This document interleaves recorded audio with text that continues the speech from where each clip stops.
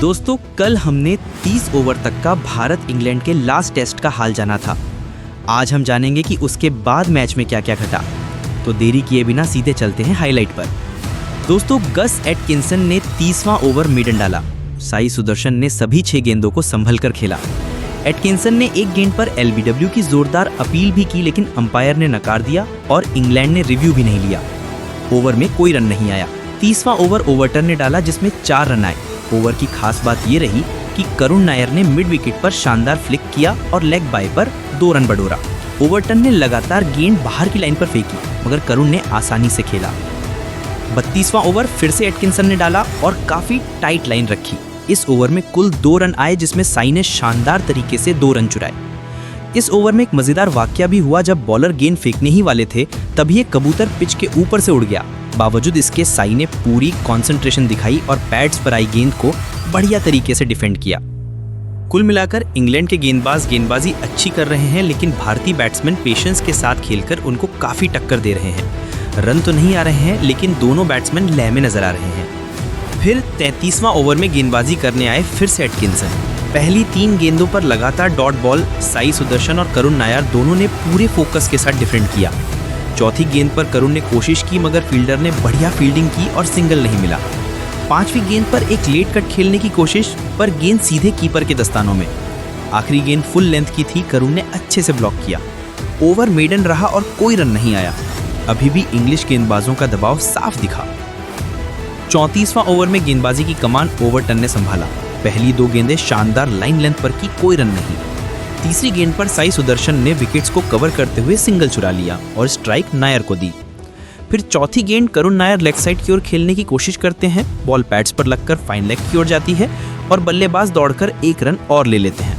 Over की बची 2 गेंदें करुण ने डिफेंड की। कुल मिलाकर इस ओवर से 2 रन बने। 34 से 36 ओवर के दौरान भारतीय टीम ने कुछ उतार चढ़ाव देखे। 34वां ओवर ओवर्टन ने डाला, जिसमें साई सुदर्शन ने एक शानदार चौका लगाया। ये शॉट स्लिप और गली के बीच के गैप में गया, जिसमें फील्डर कुछ ना कर पाए। ओवर्टन ने साई को दबाव में लेने की कोशिश की, खासकर लेग स्टंप की लाइन में, क्योंकि साई को उस क्षेत्र में खेलने में दिक्कत नजर आ रही थी। हालांकि साई ने अपने अनुभव और संयम से अच्छे डिफेंस दिए और मुश्किल गेंदों को भी कवर किया। 36वें ओवर में जॉश टोंग वापस गेंदबाजी पर आए और उनकी गेंदबाजी ने टीम को बड़ा तोहफा दिया। 35.4वें गेंद पर Sai Sudarshan short of length और इन स्विंगिंग गेंद पर बढ़िया बचाव नहीं कर पाए और इंग्लैंड के कैचर जेमी स्मिथ ने शानदार कैच पकड़कर उनको आउट कर दिया।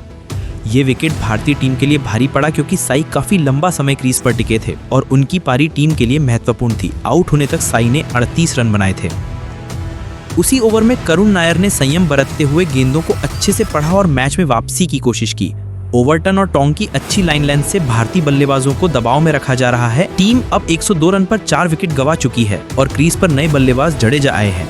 कुल मिलाकर इंग्लैंड की गेंदबाजी सख्ती से बल्लेबाजों को फंसा रही है, जबकि भारतीय बल्लेबाज डटे हुए हैं और रन दर धीमी लेकिन महत्वपूर्ण बढ़ोतरी कर रहे हैं।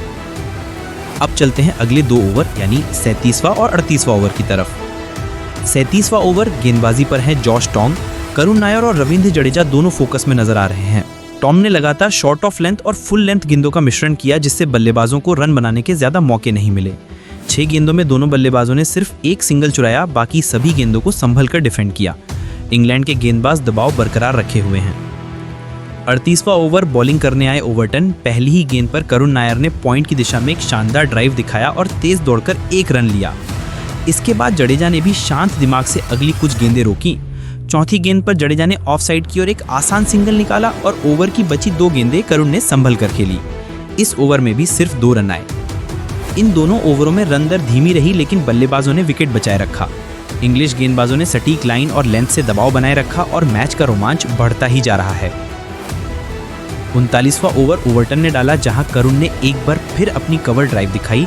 गेंद को अच्छी मजबूती के साथ बीच के हिस्से में खेला, जिससे टीम को 4 रन मिले। दबाव के बावजूद नायर आराम से खेलना जारी रखा। 40वां ओवर जॉश टोंग की बॉलिंग में था। टोंग ने तेज गति के साथ अच्छी लाइन और लेंथ बरकरार रखी। भारतीय बल्लेबाजों को रन लेना आसान नहीं था। इस ओवर में सिर्फ 1 रन बना। नए बल्लेबाज ने पेशेंस दिखाया और विकेट बचाने में बेहतर योगदान दिया। 41वां और 42वां ओवर ओवर्टन ने फिर से फेंके। दोनों ओवरों में शानदार गेंदबाजी और धीमी रन रेट का सामना भारतीय बल्लेबाजों को करना पड़ा। कई डॉट बॉल से रन बनाना मुश्किल हुआ, लेकिन जडेजा और नायर ने शानदार बल्लेबाजी का नजारा पेश किया। 43वां ओवर में करुण नायर ने कुछ रिस्की शॉट लगाए जिससे टीम को महत्वपूर्ण 2 रन मिले। इस दौरान उनका ध्यान विकेट बचाने और साझेदारी मजबूत करने पर भी था।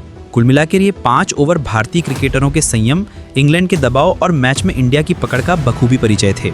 खेल धीरे धीरे बढ़ रहा है।